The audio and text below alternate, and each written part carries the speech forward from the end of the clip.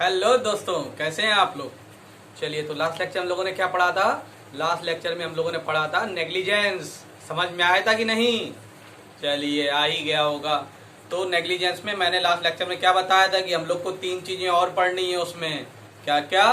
Race ipsa लिक्वेटर, remoteness of damages और contributory negligence, जो कि उसका डिफेंस है। पहला डिफेंस क्या था? कंट्रीब्यूटरी नेग्लिजेंस था। 6 के 6 डिफेंस याद कर लीजिएगा। डिफेंस अभी तक 3 जगह पढ़ चुके हैं।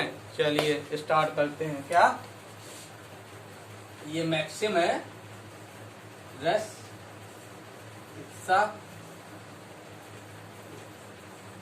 क्वेटर। ठीक है, चलिए इसको स्टार्ट करने से पहले कुछ चीजें इसमें लिख देते हैं। पहला तो इसका मतलब है थिंग्स स्पीक इटसेल्फ। दूसरा पॉइंट, ये केस है। कौन सा केस है? Scott versus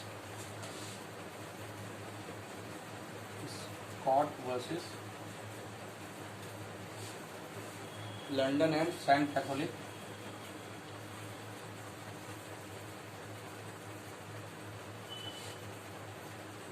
docs company.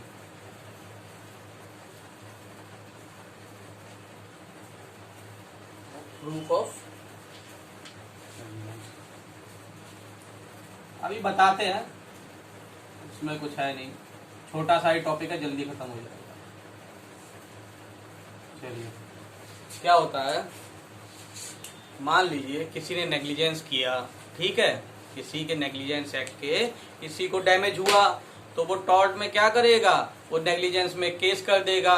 ठीक है, जब भी प्लेंटिफ केस करता है तो आपको पता होगा कि रूल ऑफ एविडेंस ये कहता है कि जिसने केस किया है ओनस ऑफ प्रूफ उसी के ऊपर है, उसी को प्रूफ करना पड़ेगा सबसे पहले प्रामा फेसाई कि भाई नेग्लिजेंस हुआ है on the part of defendant, है कि नहीं है। आपको पता होगा ये चीज।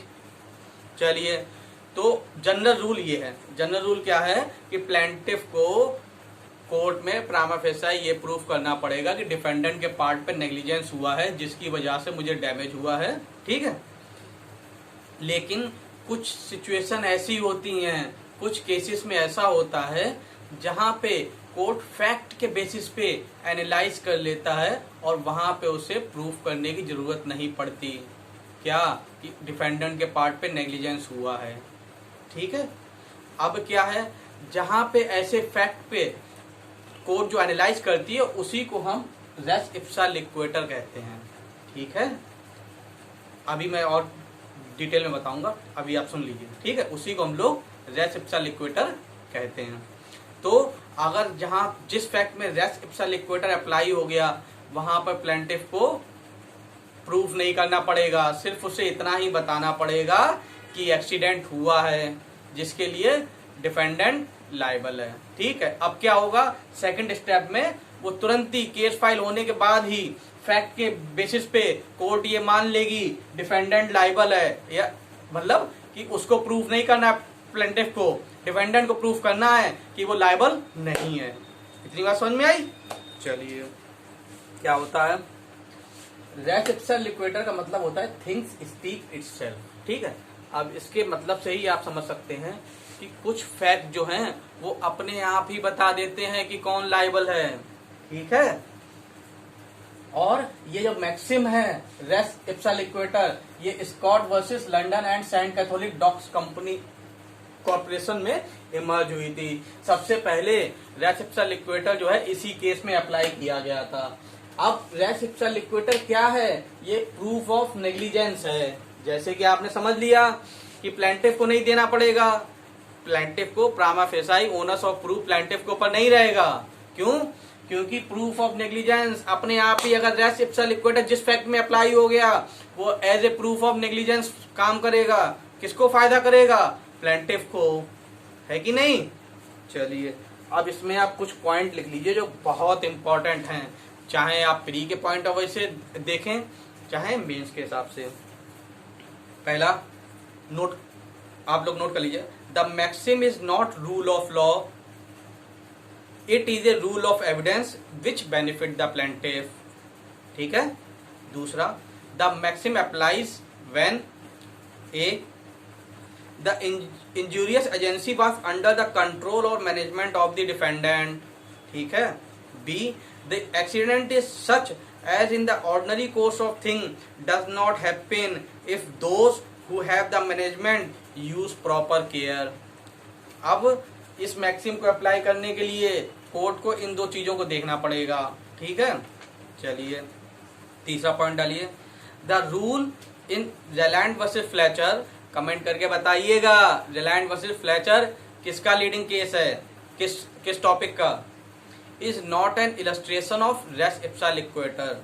तीसरे पॉइंट में आप लोग लिख रहे हैं, the rule in Rylands versus Fletcher is not a illustration of res ipsa loquitur, full stop. The liability arises out of the maxim can be repealed by proof that the defendant was not negligent, whereas under the Jaland's rule it is no defense to say that defendant took every possible precaution to prevent the escape of injurious things। ठीक है। चौथा point डालिए, the maxim does not apply when the fact are sufficiently known. चलिए अब ये चारों चीजें देखते हैं क्या मैंने लिखवाया। सबसे पहली बात, ऑब्जेक्टिव में खूब पूछा जाता है धड़ल्ले से। क्या पूछा जाता है कि रेस इप्सा लिक्वेटर क्या है। सबसे पहले तो यही बात पूछा जाता है कि रेस इप्सा लिक्वेटर का मतलब क्या है। तो इसका मतलब है थिंग्स स्पीक इटसेल्फ, बहुत पूछा जाता है। दूसरा सबसे ज्यादा पूछा जाने वाला क्वेश्चन इसमें यह है कि रेस इप्सा लिक्वेटर क्या है, मतलब रूल ऑफ एविडेंस है। ठीक है, कि रूल ऑफ लॉ है, कि दोनों है। आपको टिक मार के आना है ये रूल ऑफ एविडेंस है। ठीक। चलिए तीसरा पॉइंट, इसमें दूसरा जो हम लोगों ने लिखवाया था कि ये मैक्सिम उसी जगह अप्लाई होगी जहां पे ये दोनों चीजें सेटिस्फाई होंगी। पहला कि जो इंजीरियस थिंग है, मतलब इंजीरियस एजेंसी है, वो under the control of defendant है। और दूसरा, जो एक्सीडेंट हुआ है वो इस वजह से हुआ है क्योंकि डिफेंडेंट ने जितने प्रिकॉशन लेने थे वो नहीं लिए। ठीक है, उसके पास उस डिफेंडेंट के पार्ट पे फॉल्ट है। तीसरा पॉइंट जो जेलैंड वर्सेस फ्लेचर वाले लिखा है, ये भी ऑब्जेक्टिव में पूछा गया है एक दो बार। क्या पूछा गया है, क्या जेलैंड वर्सेस फ्लेचर इलस्ट्रेशन है इसका रेस इप्सा लिक्वेटर का। आपको टिक मार के आना है नहीं। क्यों, क्योंकि रेस इप्सा लिक्वेटर में क्या होता है, डिफेंडेंट के पास ये राइट होता है कि वो कोर्ट में ये प्रूफ कर सकता है कि माय लॉर्ड मैंने सारी चीजें, सारे प्रिकॉशन लिए, फिर भी ऐसा हो गया। मतलब उसके पास एक डिफेंस होता है। लेकिन जेलैंड वर्सेस फ्लेचर में उसके पास कोई डिफेंस नहीं होता कि माय लॉर्ड मैंने सारे प्रिकॉशन लिए फिर भी ये चीज एस्केप हो गई। अब एस्केप हो गई तो आप लायबल हैं, चाहे आपने जितने भी प्रिकॉशन लिए हों। पढ़ाता कि नहीं पढ़ाता। चलिए चौथा पॉइंट, जहां पे कोर्ट को फैक्ट सही से पता होते हैं, सफिशिएंटली नोन, जहां पे सारी चीजें कोर्ट को पहले से ही पता है, तो उसमें ये नहीं अप्लाई होगा। ठीक है। चलिए, कंफ्यूजन है अब भी? अरे सारी कंफ्यूजन दूर हो जाएगी। केस देख लीजिए अभी आप, क्या है भाई केस, ज्यादा केस नहीं है। आज्ञा Kaur versus PEPSU RTC.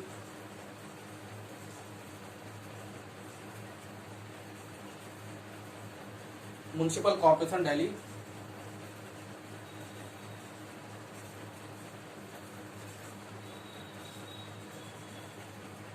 Versus सौभाग्यवती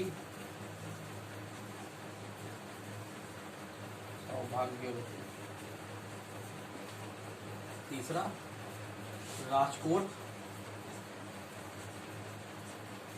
म्युनिसिपल कॉर्पोरेशन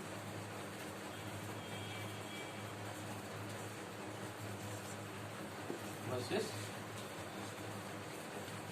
मंजुल बेन जयंती लाल नाहू। मंजुल बेन जयंती लाल नाखून। चलिए अभी देखते हैं, केस देख के तो सारे कॉन्सेप्ट क्लियर हो जाते हैं। चलिए, आज्ञा कौर वर्सेस पेप्सू आरटीसी में क्या हुआ था। इसमें क्या हुआ था एक रिक्शे वाला अपनी राइट डायरेक्शन में जा रहा था, जैसे उसे जाना था, ठीक है। वहां से एक बस वाला बहुत तेजी से में रॉन्ग डायरेक्शन में आ रहा था, ठीक है, रॉन्ग डायरेक्शन में आ रहा था, और उसने इतनी तेज रिक्शे वाले को हिट किया कि वो इंजर्ड हो गया, और उसे इंजर्ड करने के बाद वो बस एक खंबे में जाके टकरा गई, ठीक है, ऐसा हुआ था। अब इसमें वो लायबल तो होगा ही होगा, कोर्ट ने रेस इप्सा लिक्विडेटर लगा दिया। आप लगा के देखिए, फैक्ट क्या है, एक रिक्शे वाला बेचारा अपना सही डायरेक्शन में जा रहा है, बस वाला गलत डायरेक्शन में आ रहा है, रिक्शे वाले को ठोक दिया, उसको ठोकने के बाद खंबे में भी टकरा गया। अरे भाई, इतना फैक्ट जानने के बाद कुछ और जानने की जरूरत है क्या? साफ साफ पता चल रहा है इसमें कि बस वाले का गलती है, ठीक है। तो ऐसे ही केसेस में रेस इप्सा लिक्विडेटर लगता है, जिसमें थिंग्स स्पीक इटसेल्फ, जो फैक्ट ऑफ द केस हैं वो अपने आप बता रहे हैं किसकी गलती है। बस वाले का रॉन्ग डायरेक्शन में आना इतनी तेजी में अपने आप ही प्रूफ करता है कि वो लायबल है, ठीक है। अब इसमें प्लेंटिफ के द्वारा प्रूफ करने की क्या जरूरत है? कोई जरूरत नहीं है। अब बस वाले के ऊपर है कि तुम बताओ क्यों ऐसा तुमने किया, ठीक है। चलिए, दूसरा म्युनिसिपल कॉर्पोरेशन दिल्ली वर्सेस सौभाग्यवती, इंपॉर्टेंट केस है। क्या हुआ था इसमें? आपको पता होगा। इसमें चांदनी चौक में क्लॉक टावर लगा हुआ था, ठीक है। अब उस क्लॉक टावर के गिर जाने से वहां पे बहुत से लोग इंजर्ड हो जाते हैं और कुछ लोग की डेथ हो जाती है। तो वो म्युनिसिपल कॉर्पोरेशन ऑफ दिल्ली के ऊपर केस करते हैं कि उनके पार्ट पे गलती है। तो वहां पे जब मालूम किया जाता है तो पता चलता है कि उस क्लॉक टावर की लाइफ जो थी 40 साल थी और वो 80 साल से ज्यादा से बना हुआ था। म्युनिसिपल तो इसमें क्या करना चाहिए था, उन्हें पहले से ही उसे अबॉलिश कर देना, गिरा देना चाहिए था, डिमोलिश कर देना चाहिए था, लेकिन उन्होंने ऐसा नहीं किया। तो इसमें भी कोर्ट ने रेस इप्सा लिक्विडेटर लगा दिया कि थिंग्स स्पीक इटसेल्फ। अगर वो उसकी लाइफ खत्म हो चुकी है फिर भी वो बना हुआ है तो किसके पार्ट पे गलती है? म्युनिसिपल कॉर्पोरेशन के पार्ट पे गलती है। तीसरा, Rajkot municipal corporation versus Majluben Jayantilal Nakum. इसमें क्या हुआ था, इसमें एक आदमी अच्छा खासा मॉर्निंग वॉक कर रहा होता है, रोड पे टहल रहा होता है, तो टहलते टहलते क्या होता है, ऊपर से एक पेड़ टूट के उसके ऊपर गिर जाता है, पेड़ की डंगाल या पूरा पेड़ टूट के उसके ऊपर गिर जाता है। तो वो उसी में फंस जाता है और उसकी डेथ हो जाती है। वो राजकोट म्युनिसिपल कॉर्पोरेशन के ऊपर केस करता है कि इनके पार्ट पे गलती है, इन्होंने देखा क्यों नहीं कि ऐसा पेड़ जो है, जो गिरने वाला है, जो मेरे पर गिर गया, इसकी जो मेंटेनेंस है किसके ऊपर थी? म्युनिसिपल कॉर्पोरेशन के ऊपर, तो वो लायबल है। कोर्ट ने कहा यार इसमें तो देखना पड़ेगा। क्या देखना पड़ेगा कि एक तो टेक्नोलॉजी इतनी नहीं हुई है कि हम ये जान ले कि कौन सा पेड़ कमजोर है, कौन सा मजबूत है, कौन सा गिरेगा, कौन सा नहीं गिरेगा। तो इस केस में भाई ये कह पाना कि म्युनिसिपल कॉर्पोरेशन की गलती है, ये ठीक नहीं है। तो कोर्ट ने कहा इसमें नॉट लायबल। बाकी सब में क्या हुआ? सब में लायबल हुए। इसमें municipal corporation of Delhi liable, इसमें पेप्सू आरटीसी बस लायबल। चलिए, और कुछ है? और तो कुछ नहीं है। चलिए, छोटा ही सा था। अब हम लोग पढ़ेंगे remoteness of damages next lecture में, क्योंकि लेक्चर ज़्यादा लंबा हो जाता है, अपलोड होने में दिक्कत होती है, ठीक है। चलिए, और मेरे व्हाट्सएप पे एक मैसेज आया था कि सर आपने वाइकेरियस लायबिलिटी में बहुत सारे केसेस लिखवा दिए हैं। अरे मेरी बात मानिए, आप बस नोट्स बनाइए, मल्टीपल्स ऑफ टाइम रिवाइज कीजिए। ये आज आपको ज़्यादा लग रहे हैं, 2-3 बार रिवाइज कर लेंगे कुछ नहीं लगेगा, समझे कि नहीं? ऐसे ही हो जाए करेंगे सब। चलिए, ठीक है, थैंक यू।